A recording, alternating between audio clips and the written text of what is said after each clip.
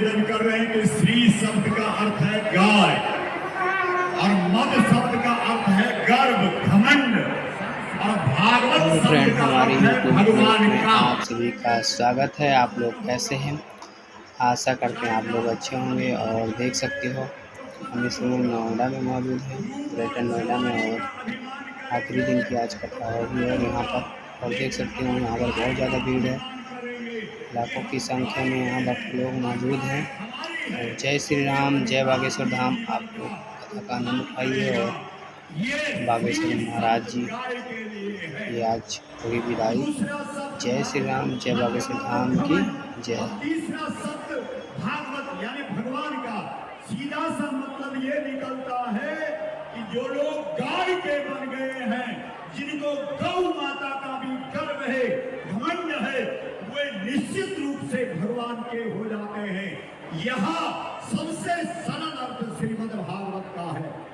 मेरे भाई बहन, यहाँ पर आप सब श्रीमद् भागवत कथा का श्रवण कर रहे हैं और श्रीमद् भागवत के भगवान श्री कृष्ण श्रीमद् भागवत के 12 स्कंद है और 12 स्कंद में 335 अध्याय है और 18,000 श्लोक है और उसमें श्रीमद् बागेश्वर धाम सरकार की, बालाजी महाराज की, वेद व्यास भगवान की, हनुमान जी महाराज की, हर हर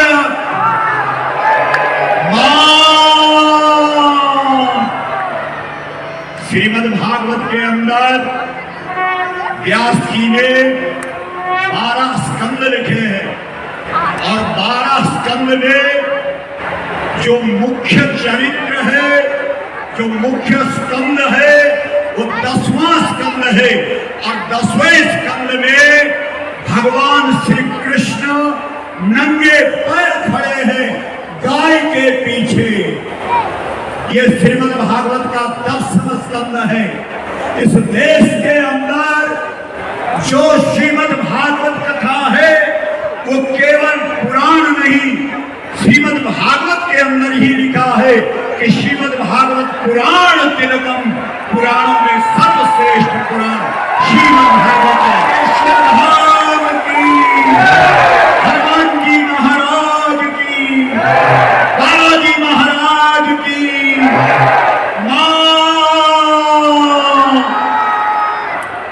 दसम स्कंद में व्यास जी ने भगवान को गाय के पीछे खड़ा किया है, वो भी नंगे पांव। इतने से आप समझ लो कि भारत में सनातन धर्म में गौ माता का कितना महत्व है। इस धरती पर भगवान भी जब अवतरित होता है तो वो केवल गाय के लिए अवतरित होता है। और 10वां स्कंद जो भागवत का हृदय है, उस 10वां स्कंद में स्वयं श्री कृष्ण वृंदावन के अंदर गायों के पीछे खड़े हैं और गौओं के पीछे हाथ जोड़े खड़े हैं और गौओं के पीछे नंगे पैर खड़े हैं। श्रीमद् भागवत के अंदर व्यास जी ने एक सूत्र दिया है, गोकुले राम केशव, गोकुले राम केशव।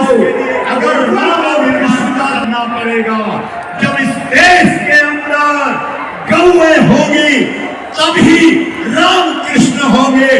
जब तक गौओं का सम्मान नहीं है, जब तक गौओं की प्रतिष्ठा नहीं है, तब तक राम कृष्ण कैसे हो सकते हैं? इसलिए श्रीमद् भागवत के अंदर ये सूत्र है, गोकुले राम केशव। हमारे यहाँ भगवान श्री कृष्ण जेल के अंदर जन्म लेते हैं। जो माता पिता है उनके हाथ पर हथकड़ी है, पांव में बेड़ी है। आज के नौजवानों के पास शिक्षा है लेकिन संस्कार नहीं है, और उसी संस्कार को देने का काम हमारी जो बागेश्वर धाम सरकार है, हमारे जो पंडित धीरेन्द्र कृष्ण शास्त्री जी हैं, पूरे विश्व के अंदर जिन्होंने सनातन धर्म का डंका बजा दिया है।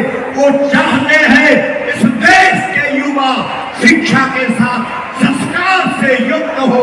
और आपको पता होगा जब कृष्ण जेल के अंदर जन्म लेते हैं तो माता पिता को संस्कार की चिंता हो गई कि कैसे हम अपने पुत्र को संस्कार दें। और जैसे उनके मन में ये अच्छा विचार आया, हाथ की हथकड़ी खुल गई, पैर की बेड़ी टूट गई, जेल खाने के दरवाजे खुल गए।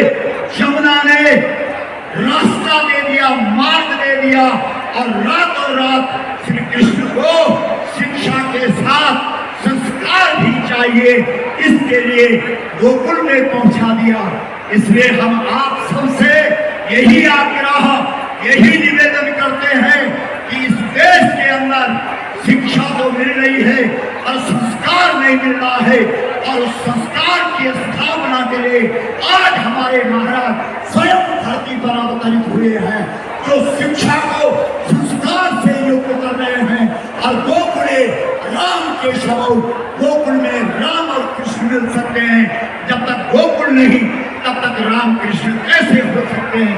इसी निवेदन के साथ, इसी आग्रह के साथ बागेश्वर धाम का जयकार करते हुए अपनी वाणी को गिरा। बोलो बागेश्वर धाम की, हनुमान जी महाराज की, हर हर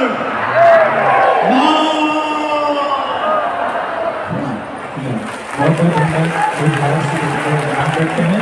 और हम आप सभी से आग्रह करते हैं कि आज की पावन आरती में हम आप सभी प्रवेश करेंगे। हम आमंत्रित करते हैं, हमारे बीच विराजमान है पूज्य महाराज श्री गो भक्त पूज्य गोपाल मणि पूज्य महाराज श्री के चरणों में प्रणाम करते हुए उनसे आग्रह करेंगे कि पावन आरती में आप पधारें एवं सभी से आग्रह करेंगे कि पावन आरती में आप आए। मुख्य यजमान परिवार श्री बाबूलाल शर्मा जी, माँ उषा शर्मा जी, आयोजक समिति श्री शैलेंद्र शर्मा जी, आप सभी से आग्रह है कि आप सभी पावन आरती में पधारें।